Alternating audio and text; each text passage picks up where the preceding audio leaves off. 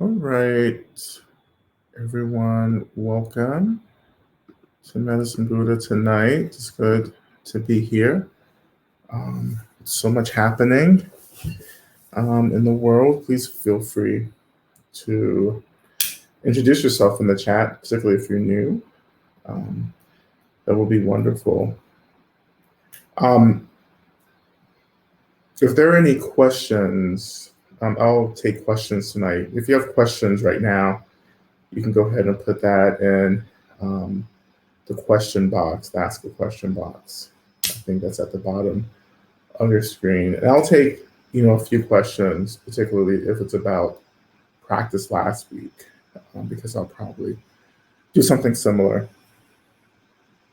in this session. Okay. But again, welcome. Um, let's see. Also, feel free to check in terms of like how you're feeling right now. And there's so much happening, in politics, in our personal lives. So I would love to know how you're working with everything. Um,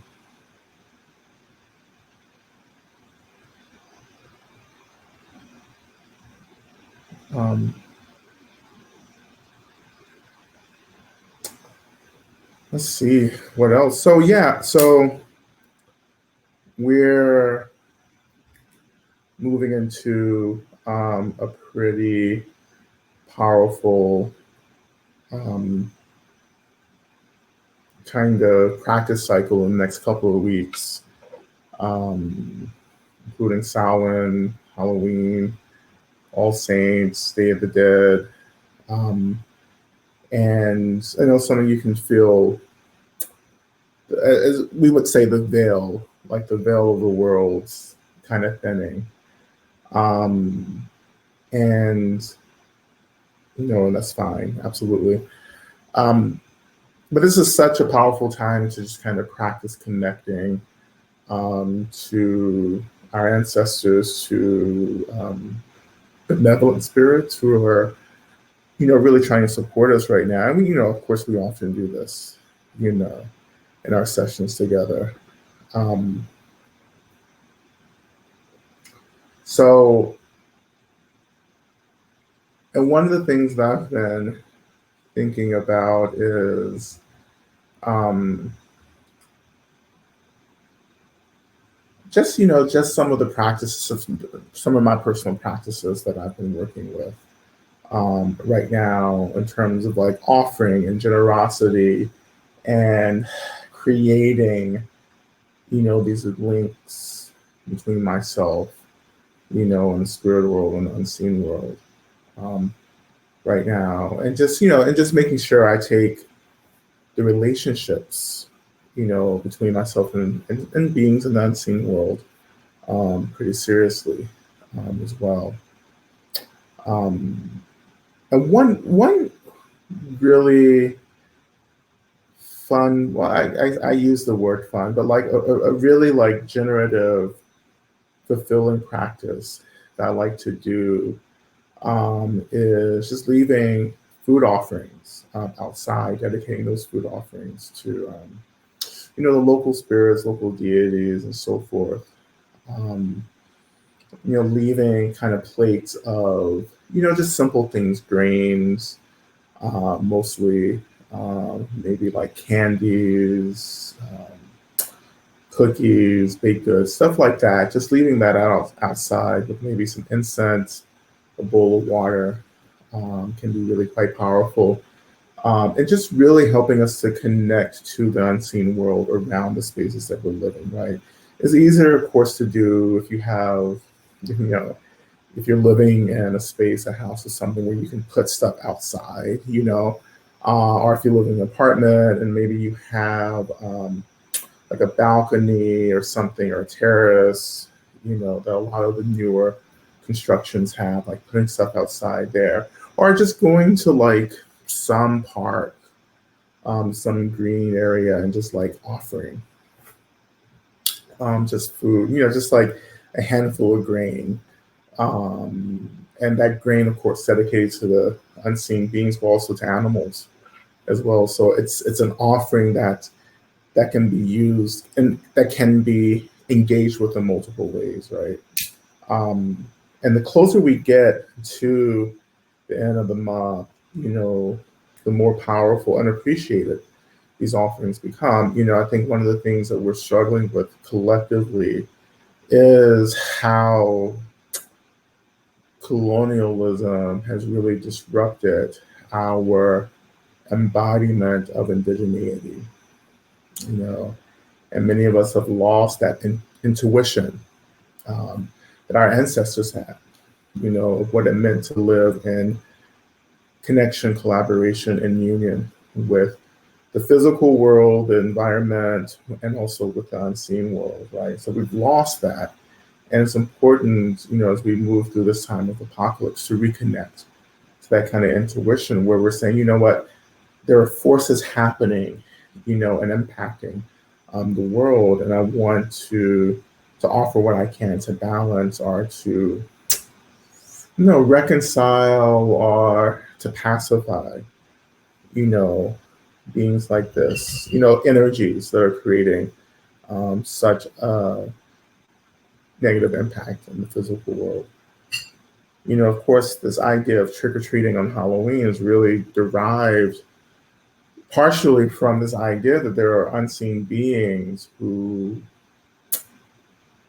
we owe something to, these unseen beings, as we would say in Buddhism, karmic debtors. Like we have these karmic debts. Like there's an imbalance, like there's something old, something happened, right?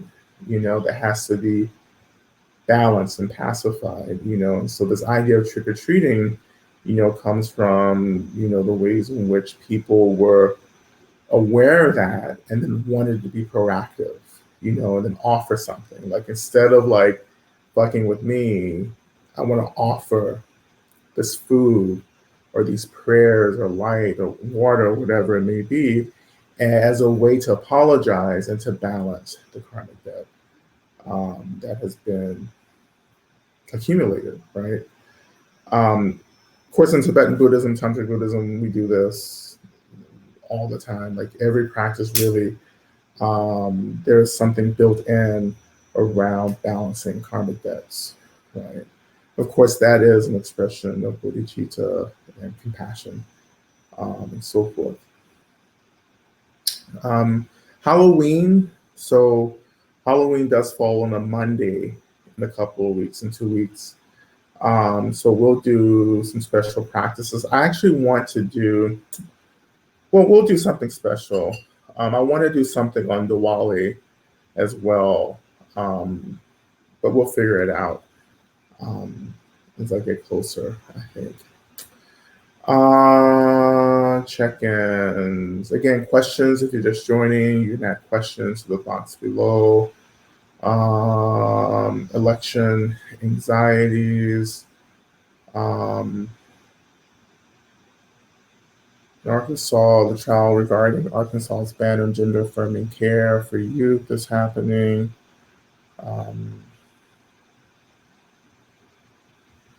What else?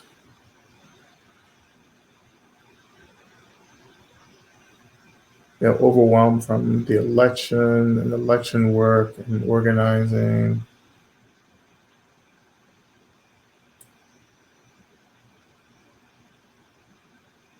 Yeah, election anxiety. Um, what else?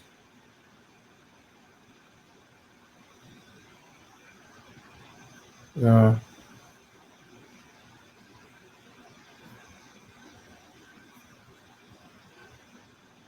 yeah, yeah. So absolutely, I think it's really natural to have a lot of anxiety around um, the election. Um, yeah. Um, what is there to say about that? Um,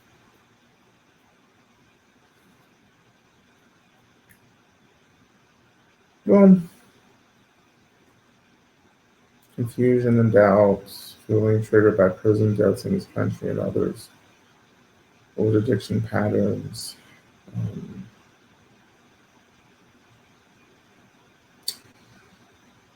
yeah, I'm just reflecting on all of that. Um,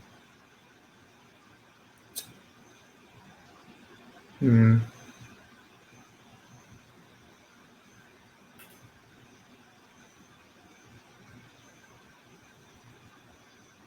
I guess for me, just to be transparent about all of this, I have a capacity to see a lot and to experience a lot, and um, to kind of see karma in an interesting way. Like karma is like a weave, right? It's something that's woven together, and I have this capacity to to follow these tangles, these weaves, and to see how they knot, to see how they clear, or to see how they can be cleared. Um, and one of the things that intensifies these knots of karma is actually by kind of falling into being consumed by the anxiety, the tension that these karmic knots um, express, right? Um, and falling into these karmic knots, meaning we start reacting to everything. We start reacting to um, everything that's happening, right? Which is to say that we start really deeply believing in everything the mind is expressing through emotions and thoughts, and so forth. Of course, it's really easy to say that everything is emptiness and illusionary, which it is. you know, like I know that sounds like a cliche, but it's the truth, right? Um, and at the same time, like this is actually happening, right? And many of us feel overwhelmed because we want people to be safe and well and to be free from suffering and everything. Well, so much of what's happening now seems to be the very opposite um, of ensuring safety and well-being for people, right? Um,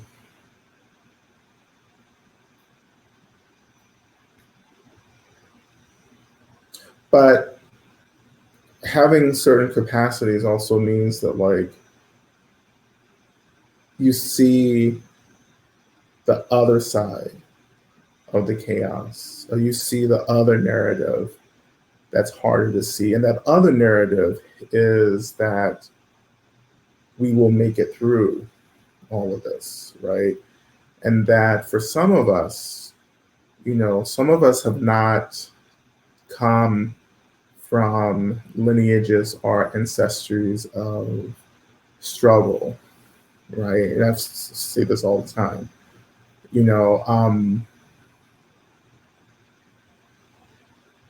And for me, collective struggle and collective organizing and collective care is just something that's just kind of programmed into how I operate, because that's how I was raised, right? I come, primarily from enslaved people, right, who developed this tremendous, profound strategy of survival, right, that was actually based on joy and community.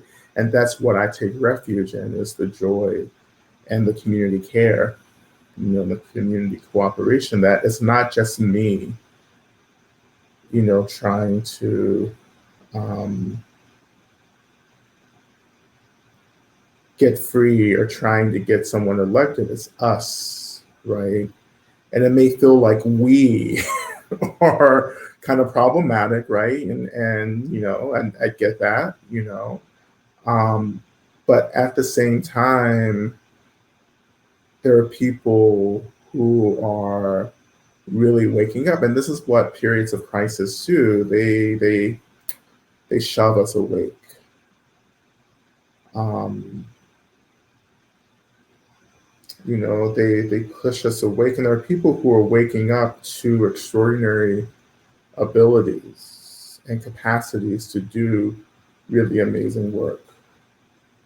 You know, um, like this is, there are these old energies returning. There are these old deities reawakening. They're just ancient. And I know some of you can feel this. They're just these ancient, old conscious energies, right, that have been dormant um, forever. I mean, thousands and thousands and thousands of years, maybe millions of years, right? Who that are waking up, right? And there are those of us, there are communities of people and individual practitioners who are learning to channel these energies into the world to help, to be of good, to benefit, right? Um, like this isn't a world system that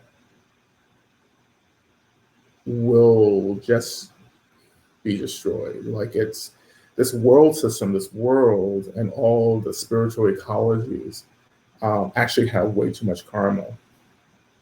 Well, actually, merit is actually the word. Too much virtue to actually um, to end like we think it's going to end. Like it's too much. This world is too virtuous. People are too I know it's hard to get that, but there's too much virtue in this world. Um, there are,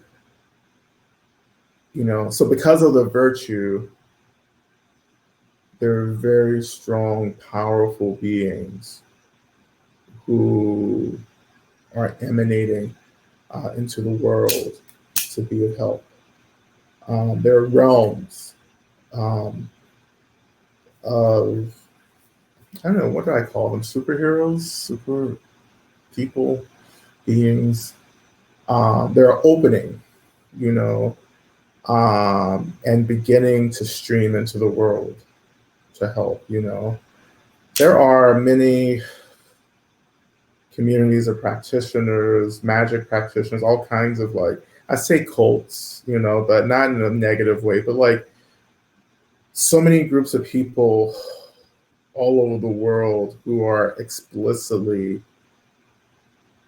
channeling these benevolent, positive energies right now, and creating pathways for these beings to come into the world, right? And then there are also all of these other evolved beings being born into the world. And I don't know about you, but I'm surrounded by kids who are just very advanced kids, and because these are beings who um, have signed up, they see a world in crisis and they've signed up to help. That's what a bodhisattva is. The bodhisattva goes into the crisis, right? Um, I mean, there's um, when you start connecting to um, I guess I want to say the Calvary, like when you see the help and positive benevolent beings emerging, you start letting go of this kind of fatalistic worldview, this kind of apocalyptic worldview, which apocalyptic, we again too quickly equate apocalyptic with destruction and violence and catastrophe. Apocalypse is evolution, like we're evolving, right? But we don't get that because it's so painful, right? And because it costs so much to evolve right now, it's the disruption of systems that we've self-identified with, right? Which are being disrupted. And so when a system that we've self-identified with is disrupted, we feel as if our fundamental being is being disrupted, which is just an illusion. That's delusion, actually. That's the ego operating to further center itself, um, in our suffering, right? Um, so, but it doesn't mean that like we won't struggle. It doesn't mean that some of us won't make it. It doesn't mean that like there won't be great violence, but what it means is that things have to happen, you know. Um, things have to happen, right? Like getting free isn't something that just happens. Getting free is a choice that you make. And when you make a choice to get free, you're also making a choice to let go of the things that you thought you were, which feels like dying, right? It feels like dying. Mhm. For those of you who do plant medicines, right? Particularly ayahuasca. Ayahuasca is always trying to kill you. Everyone who like takes ayahuasca, they're like, oh my God, why am I dying? And it's not that the medicine is trying to kill you, it's that the medicine is disrupting these things that you self-identify with. So you're going to interpret that disruption as a death, right? And it's so bizarre for me. Like I never have those experiences of dying, you know, um, because I'm so ready to let go of like all this shit that I'm self-identifying with. 'Cause I'm tired of suffering, right? So I'm like, let it go, get rid of it, whatever it takes. I'm tired of dealing with it, so I want to be free. But anyhow, um, yeah. Um, I just get tired. This is all in the book. Oh, and by the way, my book is coming out next Halloween, so a year from now. Um, so it's going to drop on Halloween, but I'm revising my first draft right now in the book, and I'm just kind of like rethinking through all of this, everything that I've been mentioning.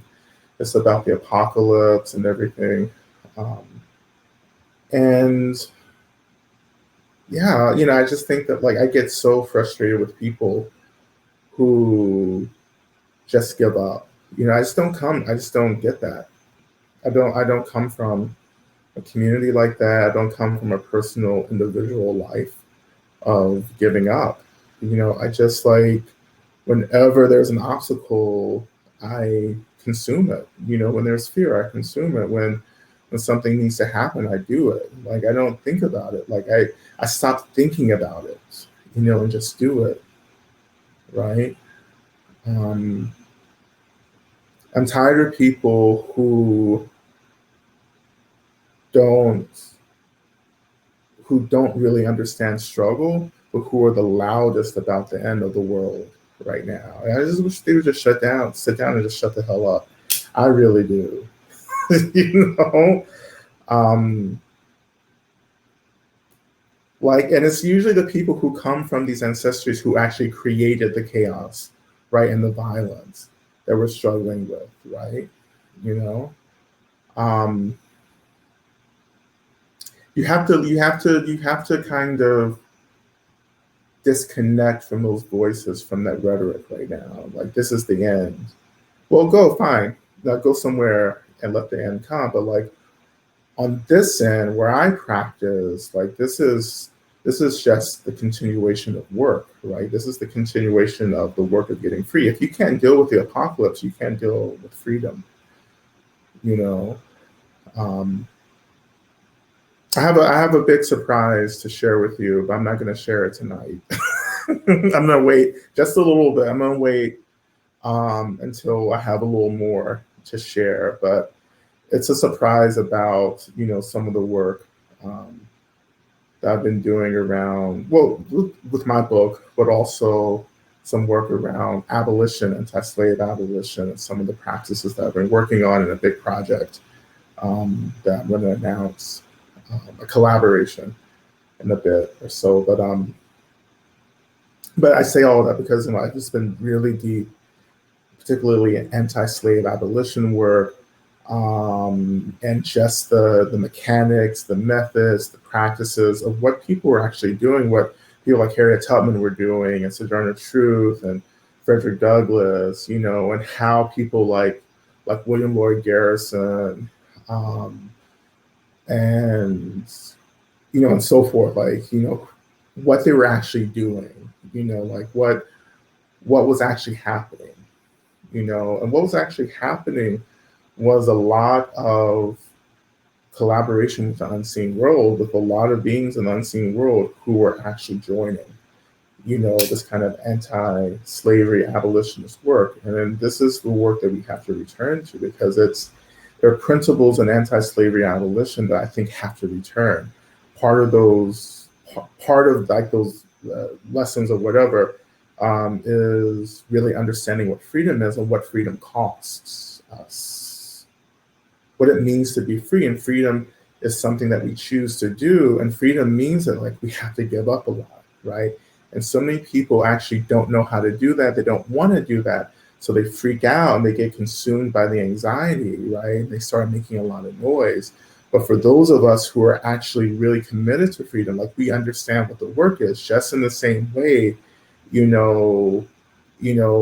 abolitionists, anti-slavery abolitionists knew what the work was, and they knew what the consequences were. You know,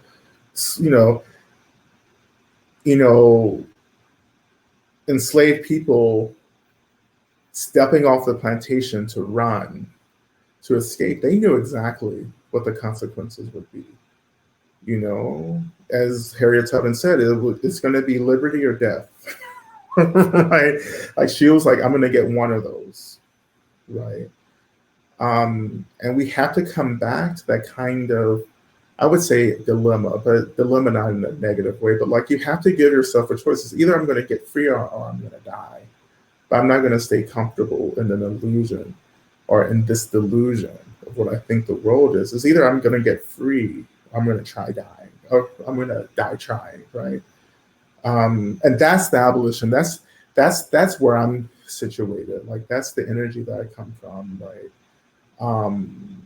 It's like freedom or death, right? And if I need to give my life to get free, or if I need to give my life to give others to get free, that's a choice I'm willing to make, because I understand that this, whatever this is, Rod, this man, whatever it is that's sitting here, this is not the complete truth of what I am, right?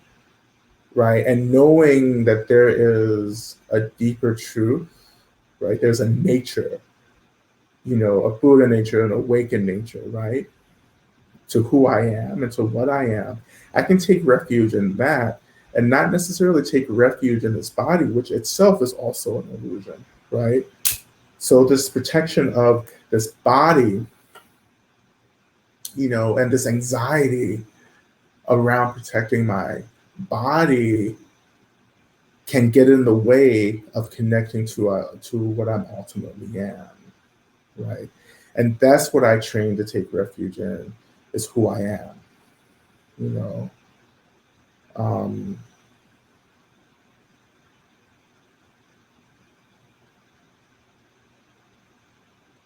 So those are the things that we think about. I know it's so real, it's too intense,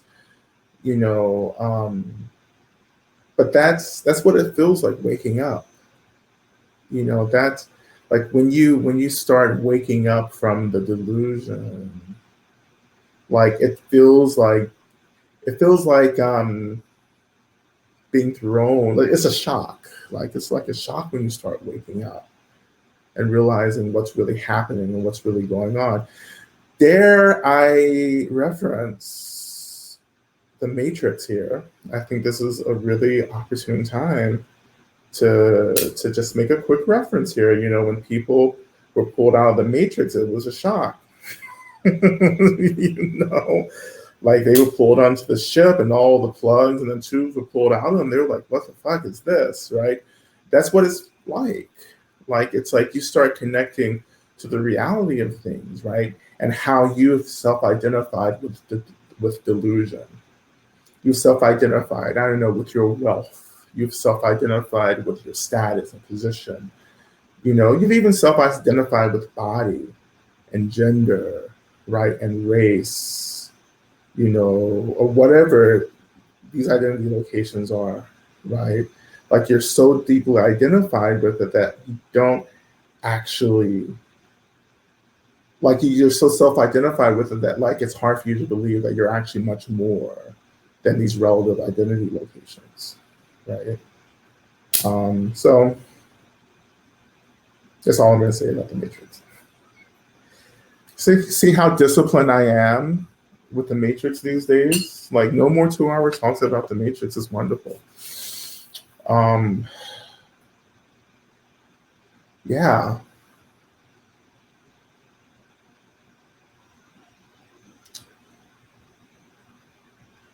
And personally, I feel great about this. Like, I'm not particularly anxious, or scared or overwhelmed. Um, you know,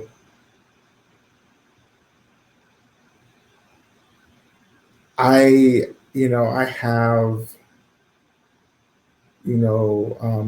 I'm doing what I'm supposed to be doing.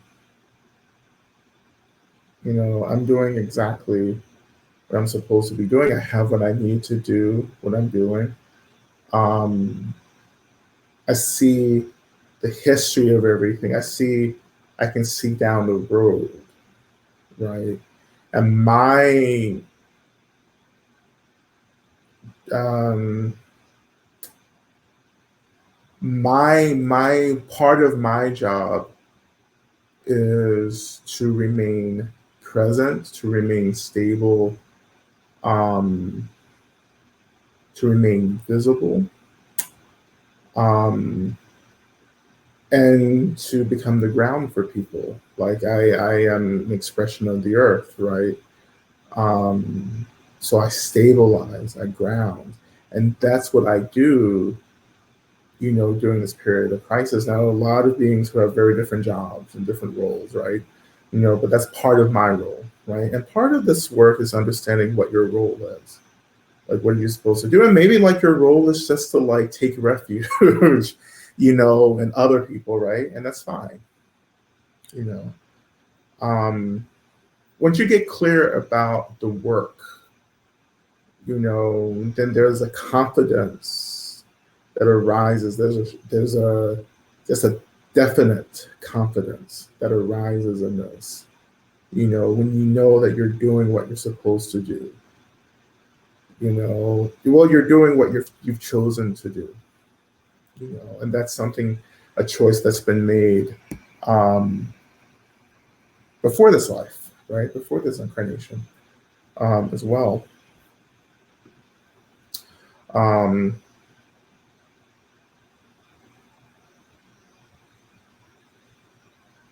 mhm, mhm. Yeah, let's see. I'm just looking at the questions. I may answer these after the practice.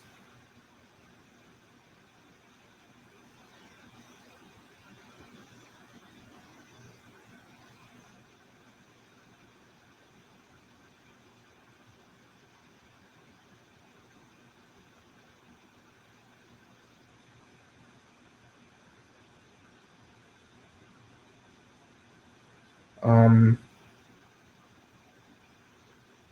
well, this is one question I think this is important. How do you work with those feelings of there's nothing we can do because there's always will always be like this? Well, it won't be always like this. Like, that's, we struggle with those feelings because we haven't actually began to experience impermanence, like the changing, the shifting nature of everything. We haven't connected to the experience of emptiness itself.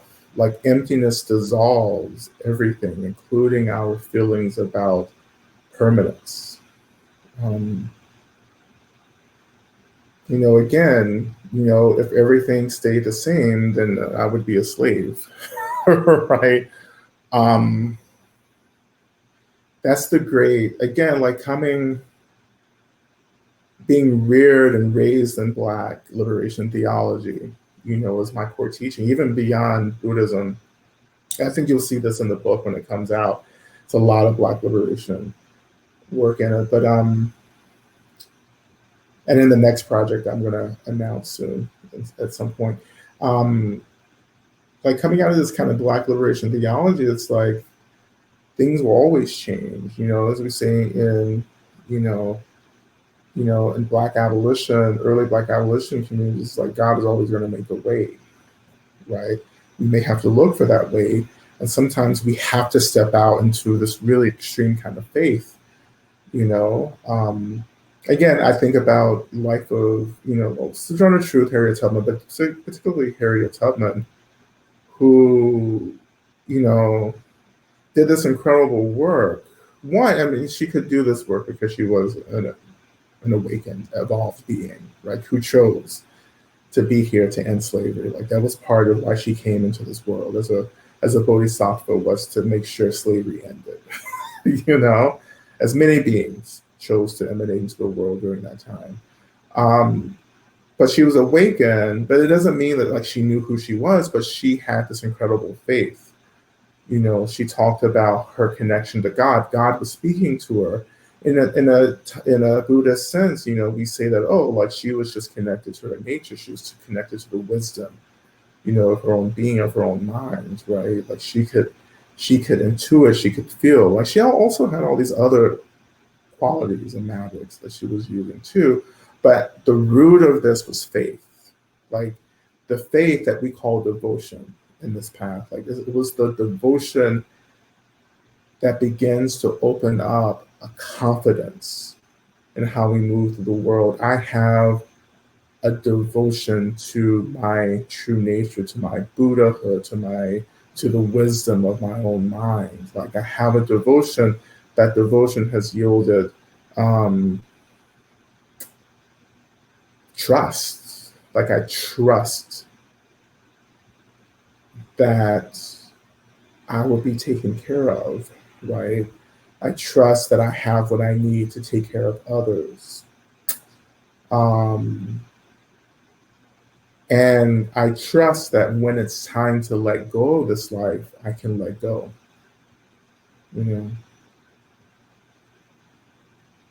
Right?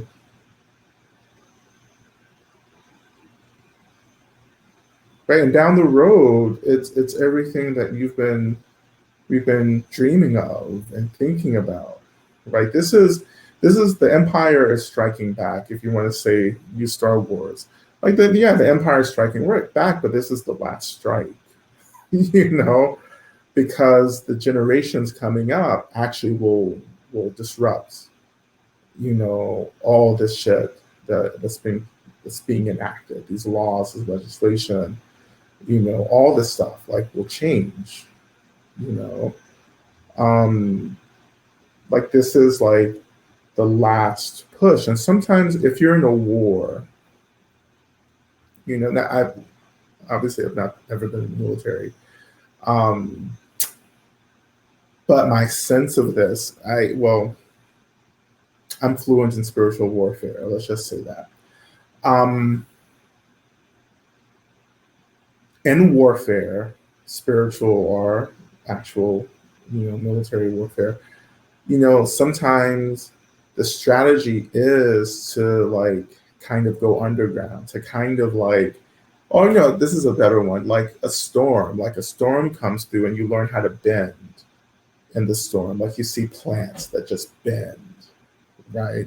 And then when the storm passes, they come back erect. And this is part of the strategy. It's like I may not, or my communities may not have what we need right now to strategize against this intense force. But this intense force is not going to last forever. And so part of our work is to survive the storm. And when the storm passes, Then we return and we stand up and we start doing the work of healing, repair, bringing to reality this new world. Um, and it's not, you're not retreating, like we're not giving up, we're not retreating, but we're practicing wisdom that says that my goal is to survive, right? My goal is to survive. Because you do this because you're thinking about the future. Here, you're thinking about our descendants and what it means. Again, like this is just stuff that I learned from my ancestors. Like this is what they tell me, they teach me. You know, we survived, right? We did what we needed to do because we were dreaming about you. Like we were thinking about what you needed to be in the world, you know. And part of military warfare, spiritual warfare means that things will be lost. And that's just a law of this. You know, that's just what happens. Things are lost. You know, so you accept that idea, that reality, you know, and mourning, right? And the grief becomes a part of your practice, right? You grieve what's being lost, what has been lost, right? That grief keeps our heart open, it keeps our heart connected because nothing's actually really ever lost, right? Particularly people, relationships, like people aren't lost, people transition into other states of being, right?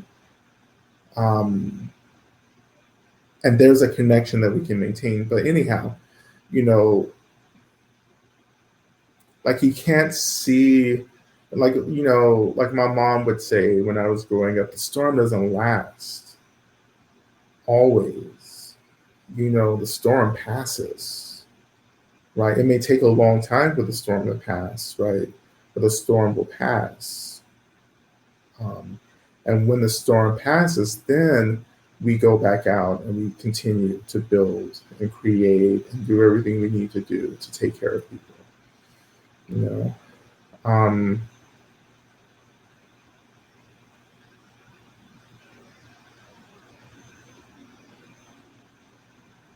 you know, God is good.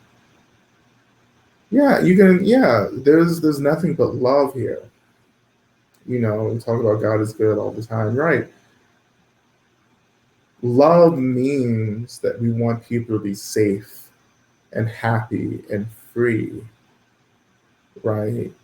And the most, you know, we call this tough love, but like the most intense expressions of love is that kind of love that pulls us through everything. You know, it's the kind of love that like that feels like pain and violence, but like it's the love that's actually disrupting everything that we're attached to that isn't serving us anymore. That's tough love, right? You know, and so much of like this theology, you know, if I can talk about theology, like so much of the theology I think that people get wrong are confused about is that like God just doesn't deliver, that God is actually asking us to be participants in our own liberation. You know, God just didn't take my ancestors off the plantation, right? We had to choose to leave that plantation. The same way Harriet Tubman had to choose, or Frederick Douglass had to choose. Like you have to choose to leave. If you can't choose to leave, then you're not going to get free. And it's hard for God to meet you when you're not consenting to the freedom work, right?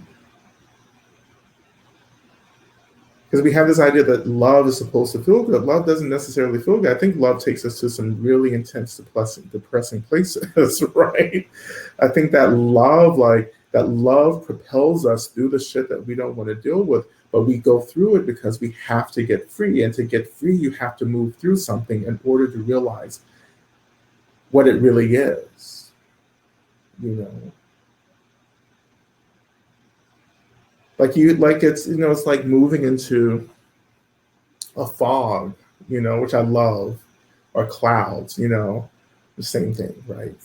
But like when you're walking, like you're like, when it's a really cloudy day, I think, if you live in San Francisco, I've done this in San Francisco, in the city, because it's always so foggy in San Francisco. But like you walk into a fog, and from a distance, the fog seems thick, right?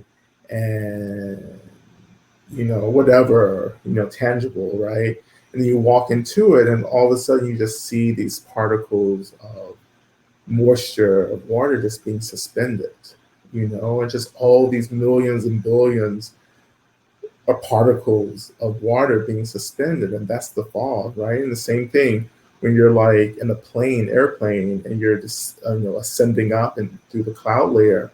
It's like you get into the clouds and you just see all these particles. Well, sometimes you can see particles, right? But it's like it's not. It's this lucid, translucent, you know, thing. It's not this hard thing. But anyway, I say all that, as an analogy to talk about how like you have to move into the suffering to understand that the suffering is this composite experience. Composite means that like there's all these different pieces of other experiences being clumped together that creates the illusion of one solid experience of suffering, when in fact it's just all these different experiences. Some of these experiences are just misunderstandings. Like they're it's delusion, it's the lack of clarity, it's the opposite of wisdom. So when you go into these experiences of suffering, then you begin to develop wisdom or clarity about what the suffering is. you know but the more you run away from something, the more intense and looming the suffering will be. And so tough love is saying, we're going to go right through this. And this is what, particularly plant medicines like ayahuasca is doing. It's like, we're going to go into the suffering, right? Like we're not running away, we're moving into. And when we move into, you're going to get everything that you need. It doesn't mean that you won't struggle. It doesn't mean that you're not going to be an intense struggle, in the work, but it means that like you will have what you need to get through the other side, right? And that's why many of us ally with plant consciousness, because we know that this love will take us from suffering into freedom, right? Very quickly, very, very quickly, right? Um, Why did I start talking about that? Let's see, the storm is passing over. Yeah.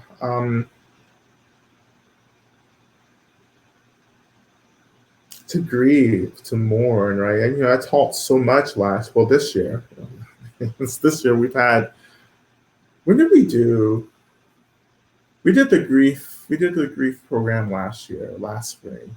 We did another one this year for people of color, right? So I've done in all this stuff, all this content and programming around grief and mourning, because I feel like this is how we manage the brokenheartedness of what we have to face every day. The grief has to be, well, grief and mourning are different things, but I actually precisely want to say mourning. Like grief is the experience of loss and change. Mourning is the ways in which we take care of the grief. That's in my work, definition. So the mourning work is how we take care of the grief, right? And that has to be a daily, constant practice. And I've said this over and over again, like when you feel the grief, like when you connect that grief, that loss, that change, that change is just this experience of a disruption of a sense of self, like who am I now? Right? When you feel that, just experience it, experience it. Give it space, give it room, feed it, this kind of non-reactivity, and just let it be there, right? And that way it doesn't overwhelm you. You know, so many of us are being consumed by the grief when in fact it's impossible to be consumed by something that is just an expression of our own minds, expression of our own awareness, right? So already, like, we've chosen to believe that grief can consume us when in fact we have to train to understand that grief is just an expression, of our minds itself, right? Our minds can't be overwhelmed by itself.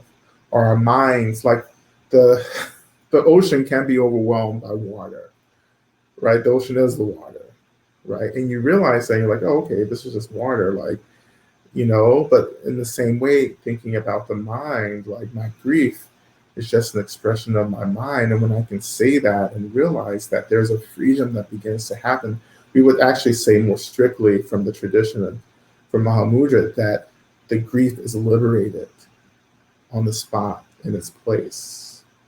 When I say, oh, this grief is an expression of my mind, and if my mind is this expression of emptiness and space and energy, right?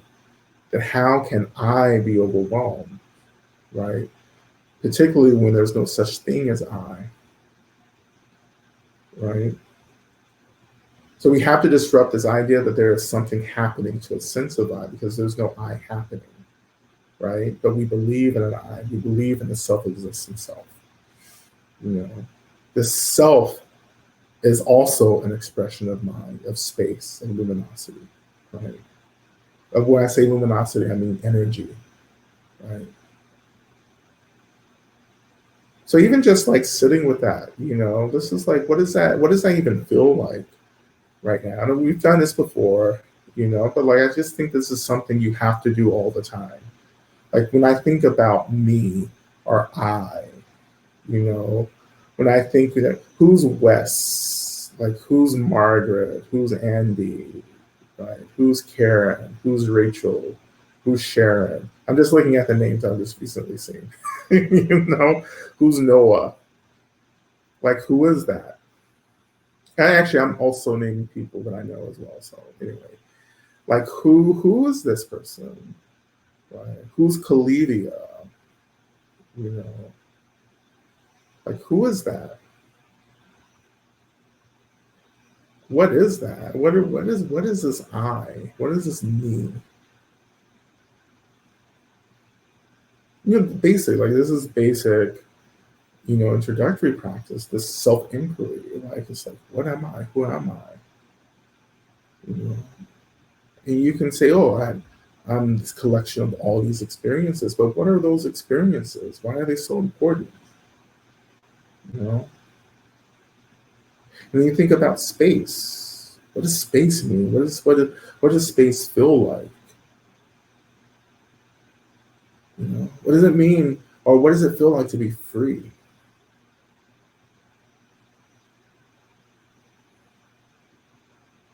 What is freedom?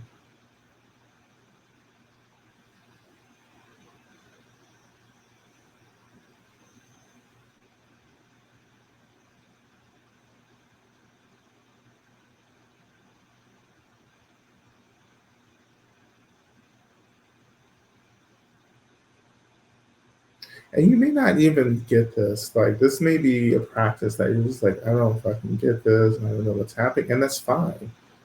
Because we all have to start somewhere with this, including myself. This is where I started. I started with this basic confusion and just like, I don't know what this is. I don't get it. You know? So that's where you start. You start with the confusion, the doubt, you know? And you acknowledge it, you name it, you say, okay, yeah, I don't get this. And that's fine. And let it go. Stop thinking about it, stop reacting to it, just let it go. Just experience the confusion, the doubt.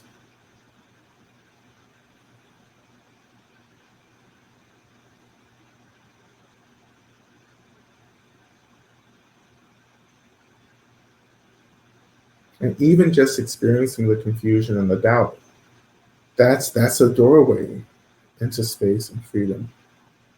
The way to get into The space and the freedom is to let go of reacting to everything and just letting everything be without this non-reactivity, this non-thinking, this non-analysis, this non-judgmental relationship to everything in the mind. It is what it is.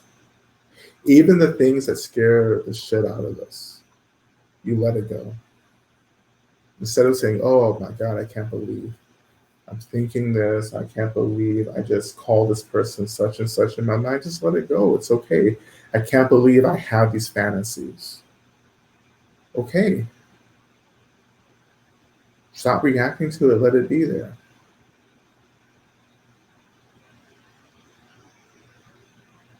And then you can feel the fear, right? And the anxiety and the worry. They become, in strict meditation, contemplative psychology, right?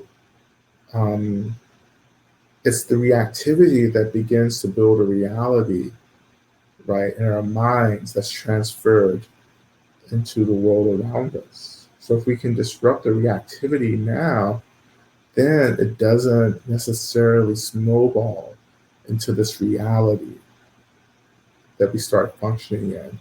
This reality, which, in my book, I call the carceral state. The carceral state being this reality that I believe so much in that feels like I'm trapped, I'm incarcerated in it. And that incarceration actually is the foundation of violence against myself and against others, right? So letting it go, not reacting, letting it be. And over time, when you let the things go, the thoughts, the emotions, they just kind of dissolve back. As Milarepa said, the autumn mists, let the autumn mists dissolve into the sky, right? Let the fog dissolve back into the sky. Like the mist and the fog of thoughts and emotions, let it dissolve back into the emptiness of the mind itself.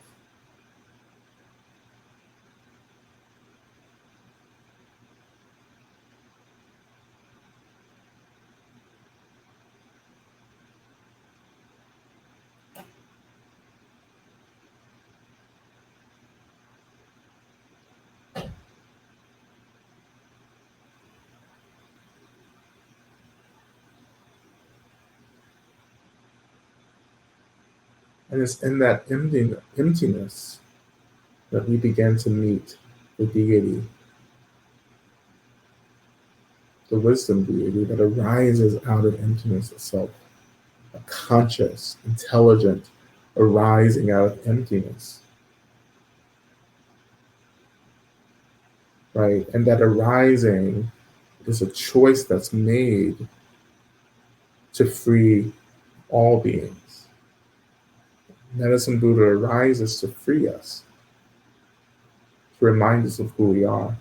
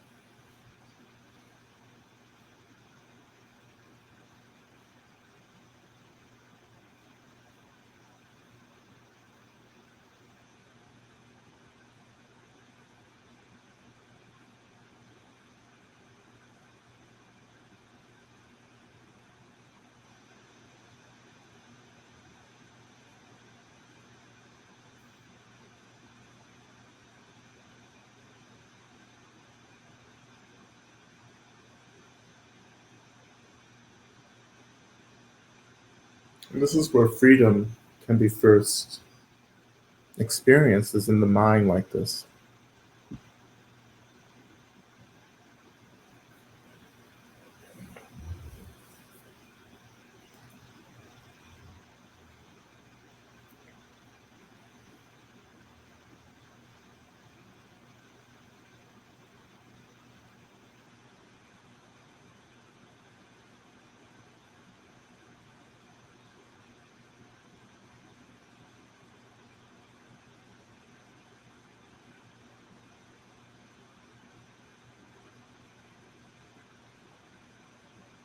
And then over time, what begins to happen is this incredible balance begins to emerge, right? There's the balance, which is again an expression of the Heart Sutra, which says that, like, you know, there's form and there's emptiness, and together they become true. Like, form is emptiness, emptiness is form. When we have these two contradictory truths coming together, like, it forms a kind of balance that we begin to live in. But it's not something that we can think about or intellectualize. It's an experience, and the experience is one of beginning to embody emptiness itself, to feel, to locate, to lean into this experience of emptiness, and at the same time be in the world and being concerned about the world. But the concern itself is an experience that we're choosing as well, right? I am making a choice to care about myself, about the world, about the violence, about systems that are creating power imbalances, right? But I'm not overwhelmed by the concern and the care.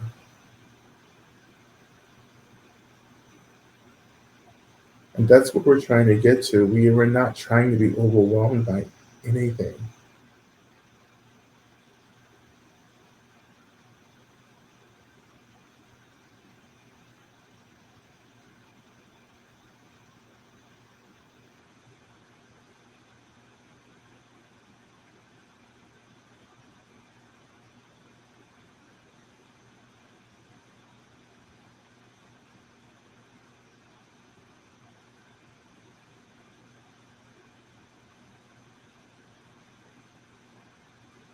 And so here, in this moment, in this space, this is where we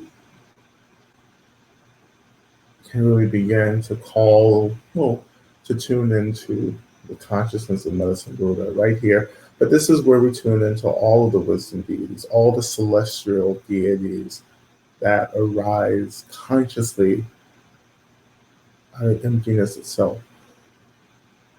Like, this is this space of non-reactivity, of allowance,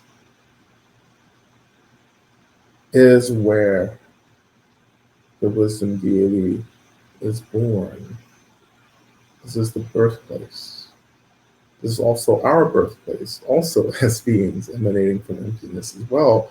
But we're beings who don't know, who aren't aware of our innate emptiness, Buddha nature, right? When we become aware of what we are, that we are just expressions, of this emptiness, space, energy itself, then that's enlightenment.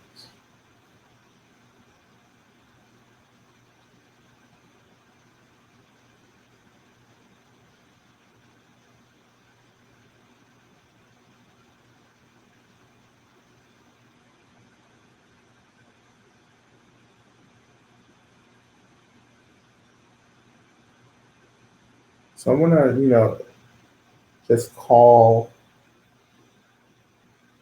or begin to awaken, rather, the consciousness of Medicine Buddha in particular, but Medicine Buddha's consciousness is also the consciousness of Chinreze, is also the consciousness of Amitabha, is also the consciousness of, you know, of Ganesh and Kali and Durga, right? It's the consciousness of the mother, consciousness of the father aspect, right, of emptiness. Everything is everything, but calling particularly in this moment, the consciousness of Medicine Buddha, that particular frequency of energy that is attuned to suffering and healing. Beginning with and Lasange Kino. So how, Medicine Buddha, please know us. Please think of us. And Lasange Kino. So how. I'm beginning with just a long chanting of and then going into the mantra just a few times. Okay, beginning now. Inhaling.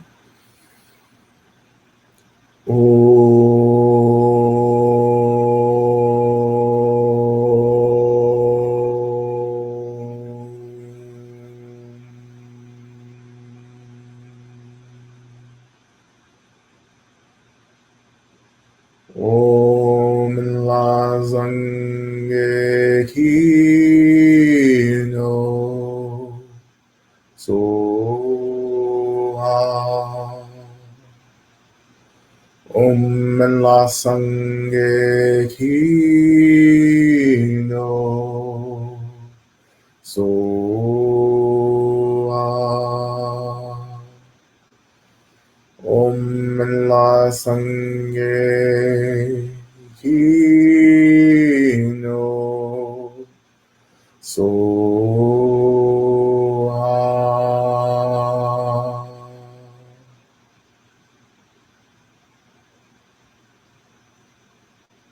So letting the consciousness of Medicine Buddha awaken inside of you and around you, or in the space that you're practicing in, or just in the world in general, we're opening,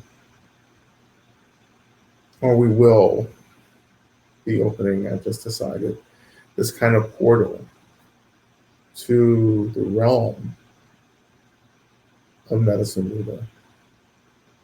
Right? And when we begin the mantra, like we're gonna start the mantra, take a break, offer prayers, and come back to the mantra.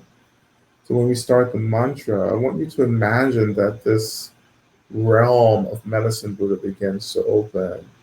And the experience of this opening is just space and healing and light, particularly light. If there's something, a visualization that you want to anchor in, just the awakening and expansion of light in your mind, in your body, in your space, that the world just becomes filled with light. And that's the opening.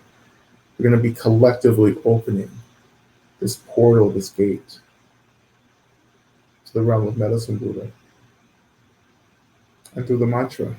So Theata, Bekenze, Maha Bekenze, Radza Sumu, Gate Soha, right? Like this, I pray for the end of pain and suffering and the root of pain and suffering.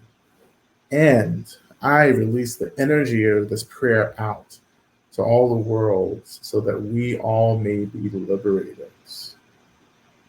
Right? So we're opening this portal, this gate to the realm of Medicine Buddha because we want this energy to start permeating into the world. And this is part of a great activity and work that we can all engage in collectively. It's just to open these portals so that these beings can touch this world, right? Because we are very clear that, you know, there are realms of harm and violence that are wide and open right now that need to be closed as well. But that's work for another session. But we're going to be focusing on opening. Again, light, space, clarity, healing. Okay. Oh, Dea Daung Begenze, Begenze, Ma Begenze, raza sumunga te soa. Te ada begenze, begenze, ma begenze, raza sumunga te soa. Te ada begenze, begenze, ma begenze, raza sumunga te soa. Te ada begenze, begenze, ma begenze, raza sumunga te soa. Te ada begenze, begenze, ma begenze, raza sumunga te soa. Te ada begenze, begenze, ma begenze, raza sumunga te soa. Te ada begenze, begenze, ma begenze, raza sumunga te soa. Te ada begenze, begenze, ma begenze, raza sumunga te soa. Te ada begenze, begenze, ma begenze, raza sumunga te soa. Te ada begenze, begenze, ma begenze, raza sumunga te soa. Te ada begenze, begenze, ma begenze, raza sumunga te soa. Te ada begenze, begenze, ma begenze, raza sumunga te soa. Te ada begenze, begenze, ma begenze, raza sumunga te soa. Te ada begenze, begenze, ma begenze, raza sumunga te soa. Te ada begenze, begenze, ma begenze, raza sumunga te soa. Te ada begenze, begenze, ma begenze, raza sumunga te soa.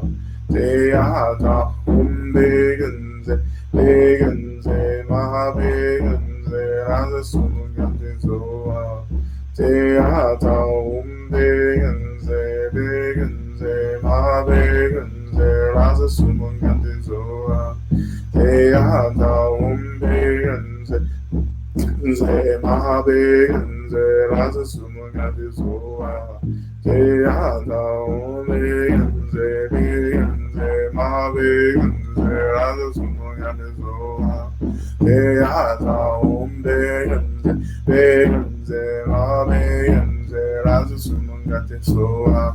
Te ada begenze, begenze, ma begenze, raza sumunga te soa. Te ada begenze, begenze, ma begenze, raza sumunga te soa.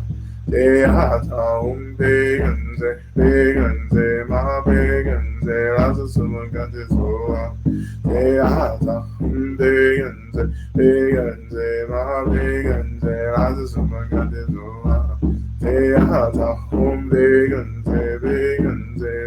begenze, raza sumunga te soa. Te ada begenze, begenze, ma begenze, raza sumunga te soa.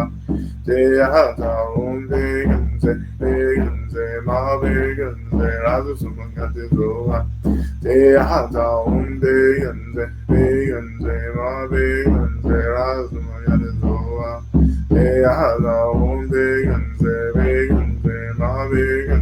raza sumunga te soa.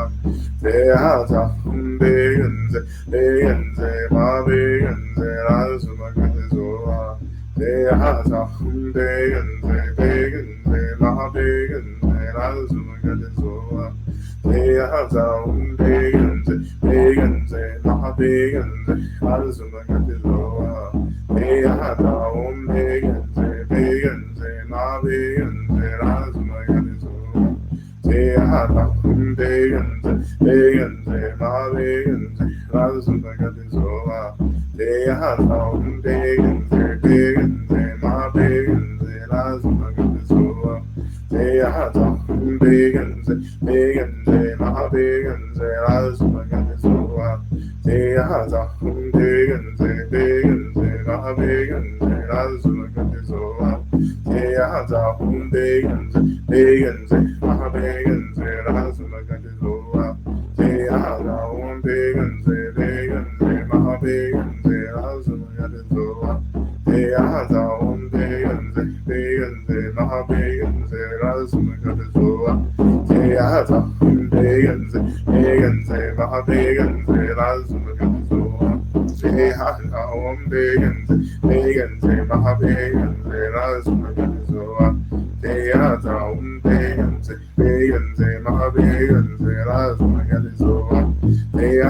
Begenze, Begenze, Mahabegenze, Lazmaganzoa. Teaza, Begenze, Begenze, Mahabegenze, Lazmaganzoa. Teaza, Begenze, Begenze, Mahabegenze, Lazmaganzoa. Teaza, Begenze, Begenze, Mahabegenze, Lazmaganzoa. Teaza, Begenze, Begenze, Mahabegenze, Lazmaganzoa. Teaza, Begenze, Begenze, Mahabegenze, Lazmaganzoa. Teaza, Begenze, Begenze, Mahabegenze, Lazmaganzoa. Teaza, Begenze, Begenze, Mahabegenze, Lazmaganzoa.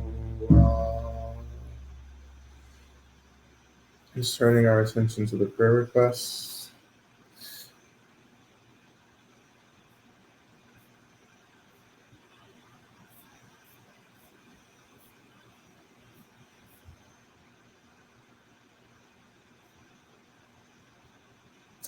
And as we offer our prayers, and just again, imagining that this light that we've been opening and connecting to, imagining that this light is being extended into the situations, the lives, the experiences of those that we're offering prayers for.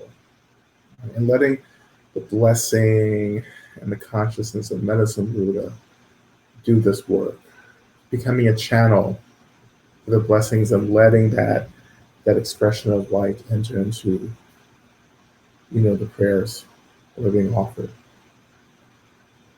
As always, we call upon all the Buddhas, Bodhisattvas, the Yidams, the Dharma protectors, all the angels, all benevolent beings of light, all benevolent ancestors, all the guides and guardians of the land and the sky, and all the local protectors, to hear these prayers as we offer these prayers also to them, and we ask these precious beings to work on our behalf to bring about what we most need to happen. Okay?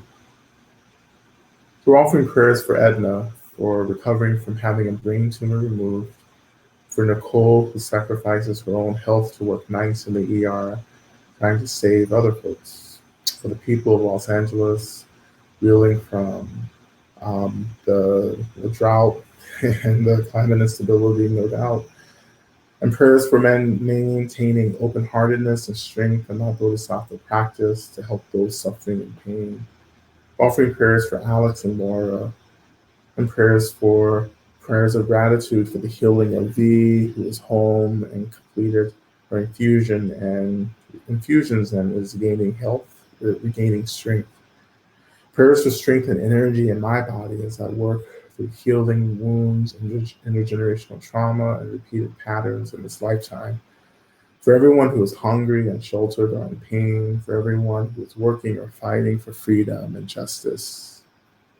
Offering prayers for my courage to have challenging and difficult conversations and face my fears and taking care of myself. Offering prayers for wisdom in my upcoming spiritual work, that I may be of service and be a channel for blessings and wisdom. Offering prayers for Crown and L, Love and T, for their health in all the dimensions. May they be well resourced and supported by friends, family, professionals, and beneficial spirits. Offering prayers of gratitude for my new home and all the lovely people who helped with the move. Offering prayers for our elders, that they may be supported and appreciated in ways that are meaningful. May they receive and feel appreciation from from that they have blessed, taught, and shown. We're offering prayers that our imaginations may be courageous and loving, prayers of gratitude for the teachers, ancestors, and guides in the seen and unseen world who are unapologetic in their teachings of love and liberation. Prayers for all those that are struggling with eating disorders, addiction, depression. May they find freedom. Prayers of gratitude for Lama Rod and the Sangha. Prayers of gratitude for my benefactor circle, that they all receive what they need. Prayers for healing of hatred, ignorance, and greed, especially striving, political, and social violence. Prayers for my sweet pip who died a hard death yesterday. Offering prayers to my little family and my good friends. Offering prayers for my mother Sue, continuing her battle with long COVID. Offering prayers to everyone suffering with the delusion of self-hate. Offering prayers for forgiveness from those we have caused unintended harm, and prayers for self-forgiveness for having caused that harm. And offering prayers for all who feel brokenhearted. Offering prayers for Diane and her mother who has recently passed into the bardo. Offering prayers for Anne, who has been a mom to me, and many others. Offering prayers for Billy, who was in so much pain these past years. Offering prayers for Wright Wells and all ocean relatives and our ocean relatives. Prayers for Faith and her loved ones as they prepare for a gathering to honor her. Prayers for Theo and all who loved him. Prayers for Madison and her community. Offering prayers for Anne and Tom, my parents who are now in the spirit world. Spoke with an intuitive this week, and she expressed her heartbreak throughout their lives, and it still exists for them where they are. May they be free from their broken hearts. And grateful to understand, thanks to Lama Rod, who is there's something I can do to help heal their heartache. And prayers for my father Brad, who is in the hospital preparing for an open heart surgery in a few days. And for my mother Annette, who is going to have a brain procedure this week, the week after. May they be supported and healed in body and mind, and may I receive help as I navigate the challenges of discovering how to help them and support and offer the support that they need, but don't know how to ask for. Prayers of protection for trans youth, offering prayers for me, Laura, in crisis, for healing, clarity, peace, and guidance. And offering prayers for Kristen and her families and the people that love her. Offering prayers for healing and being with chronic pain. And offering prayers to see clearly. Offering prayers also for the well-being, the health of Khalil and his parents, Desiree and Adam. Continue to offer prayers for Mike, for Billy. I continue to offer prayers for all of us who are struggling within all systems of violence and inequity. May we all experience deep healing, care, and love for ourselves, for our communities, and for the world. May we all get free as quickly as possible, and may this new world that we so desperately want come into being as quickly as possible, so that we all may live lives where we experience safety and love and care and peace, and have access to all the resources that we need to be well. We're just going to go back briefly into the mantra.